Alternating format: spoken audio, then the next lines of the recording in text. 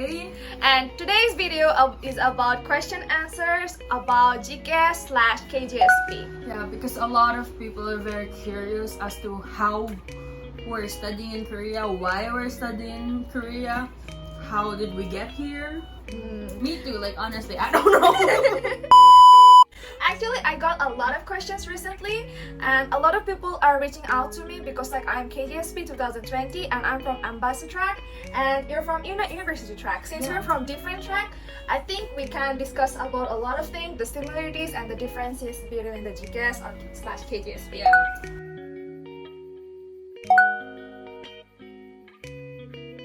So, the first of the thing I wanna describe is what is KGSP. KGSP is mainly Korean Government Scholarship Program. So where they will provide you the allowance of 900,000 Korean won. So they provide us the tuition fee, free tuition fee, and then the national health insurance, and what else? Flight tickets, yeah. Flight tickets for arrival, and after 4 years when you complete your scholarship program, they'll provide you a flight ticket to go back to your country. Yeah. Also, they will be providing us, they will be sponsoring 1 year for Korean language studies, so they will pay for all of it. Yeah, and this program is actually for undergraduate, masters, or PhD. Also, you're forgetting something. Associate. Since we have a lot of comments and messages, we will try to answer as much as we can.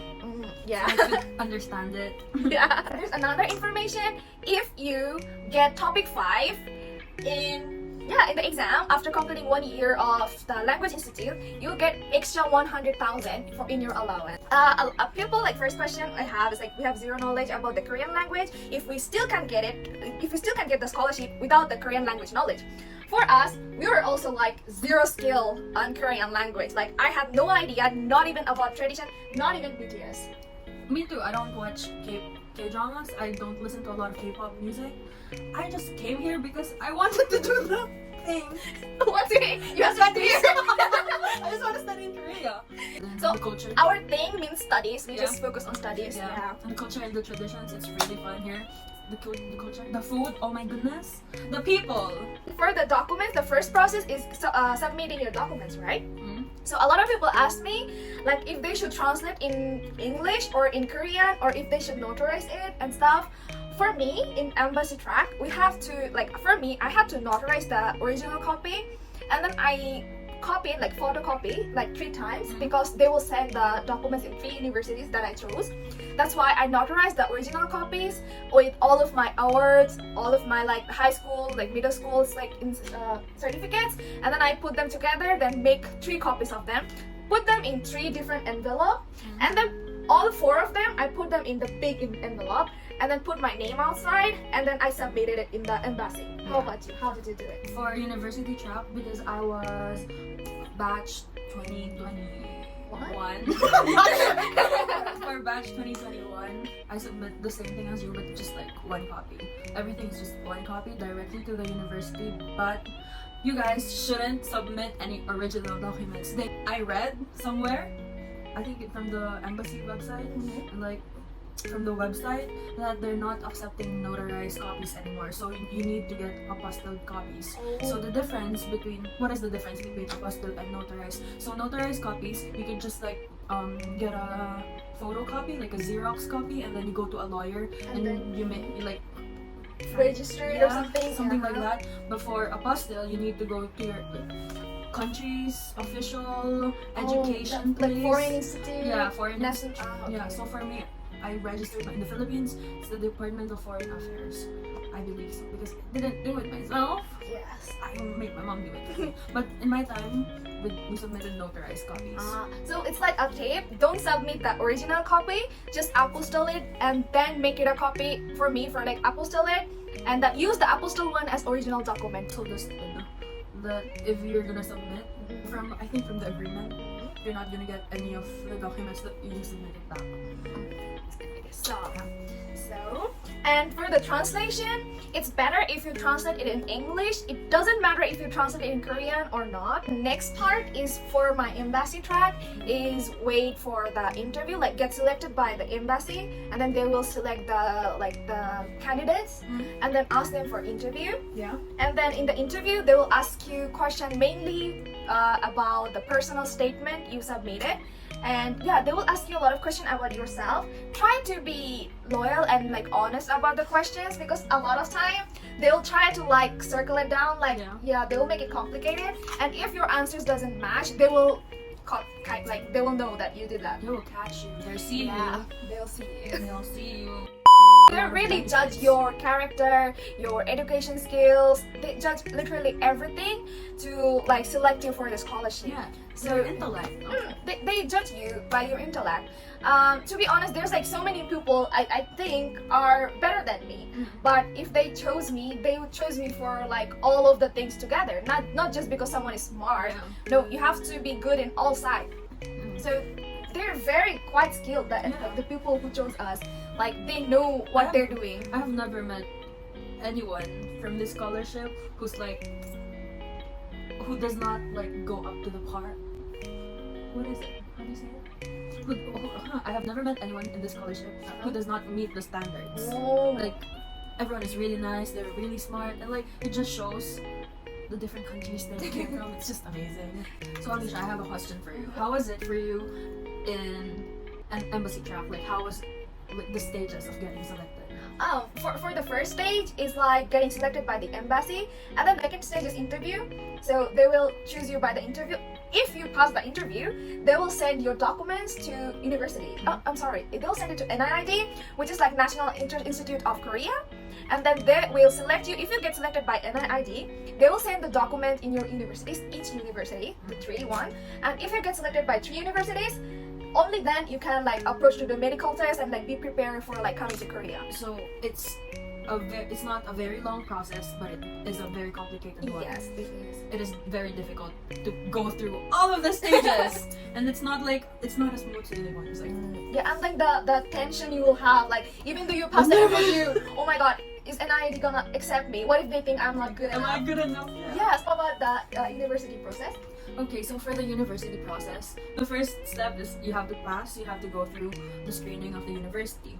And then they're gonna send you to NIED. And then from then you could go through. But the problem is, for each country, for example, I will give you an example because I do not know how to properly explain it. So for example, 10 people, like one university. So for 10 universities, there are 1 Filipina who passed in round 1. So they're gonna rank all of the Filipino passers, and then from them they're gonna select. NIED is gonna select who. So no matter if you pass, if your university accepted you, but NIED did not, then it's the end of the game for you. So you have to go through all of the process. So Amisha, I have a question for you. What advice can you give them for like essay writing? Because I get a lot of questions from Filipinos as to how can I make my essay stand out? Because in my country there are a lot of people who have been applying from their first year of university, and then like they will apply every year and they still won't get it. Like there are a lot of like double takers and they don't give up. So for the personal statement, what I wrote is like the first thing I wrote about myself. Okay, wait. Give them 2,000 years later. When I was writing my essay, I was like, I also did not know what type of writing they needed me to write. So I just researched. Like, I did all of my research. I think, yeah. Get your advice. So that's, yeah, so it's like extra part, like pro tip. Oh, pro tip. Also, you next Okay, you okay. give. So for me, I wrote about myself, and then the second thing, like, why am I interested in my major? For me, I chose like 2 major, so I had to write about 2 individual major, like differently, individually, and how does it attract me, how it will help the relation between my country and Korea. And then the next part I wrote about is like, why Korea? Yeah, and for me, it's not a very easy question. They would most probably ask you, like, why don't you like study in the best university in your country or in another country instead of Korea? So a lot of people are not like ready to answer this question because I wasn't. So I had to like literally read down the whole Korea, like everything I know about it, Korea, to tell them like how Korea attracts me and not other countries, and then try to praise Korea a little bit, so it will be useful. To end the stuff, I think I just concluded with like what I want to do in future with the major I have. So it's about like if I want to continue in Korea or if I want to continue in another country, and even if I continue in another country, if I will still consider good like the benefits of Korea. So I had to include that all. So I think overall it made a very good personal statement. Like these are like the main topic. Like I think everyone should include, and I think most of the people know about it. They include. So that's all. That's how I made my personal statement. For me, how I made my personal statement, I didn't write it in a formal writing. I used creative writing instead. If that makes sense, I don't know. Does it make sense? Like instead of starting my essay with like, "Hi, I'm Griey, I'm from the Philippines. Hi, I'm Griey, I'm from the Philippines." I made like creative writing. Like, look it up. I'm just kidding. So if I was to give advice when writing personal statements, make sure that you stand out.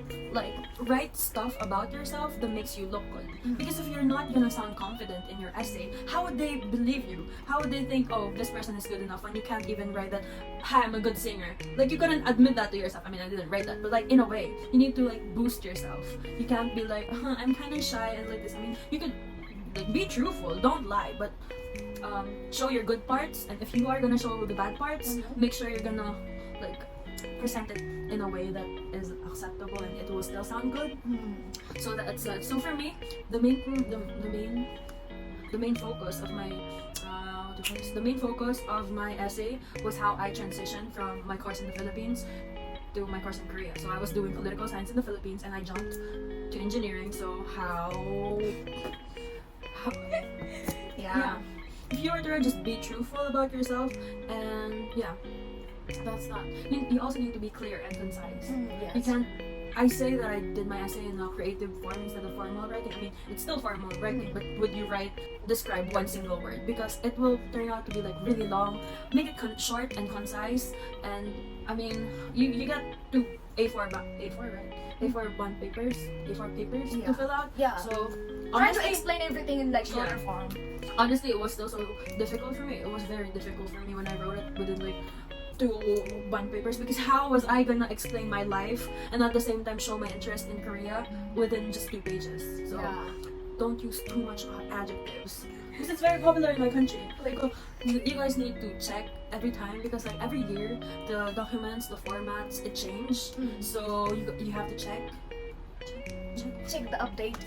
Also, Amisha, we forgot how one of the main differences between embassy track and university track is that in embassy track you guys accept all subjects. In embassy track you could only apply for natural sciences. Oh yes, that's also a thing. And also like the universities you can choose are like very universities from the mainland, from like the city, because different in university track it's from regional universities, so more on universities in the province. Like regional universities, and then like others are like under the embassy track. And I think like embassy track have more variety in universities than the university track. I think I'm not sure. I can't say if I'm not sure. And also to get more information about the GKS, you can search I study in Korea.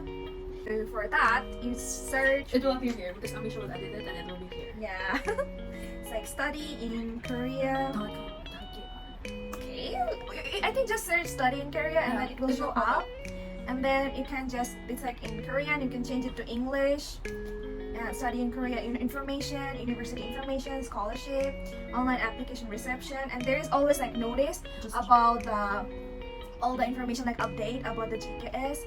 And then if you go like here, you can directly go to like GKS notice, and then it's like information to like this one. And then whenever they start like embassy track second round result, they will like write here like application starting of the university or embassy track here. For the university, you need to check your university.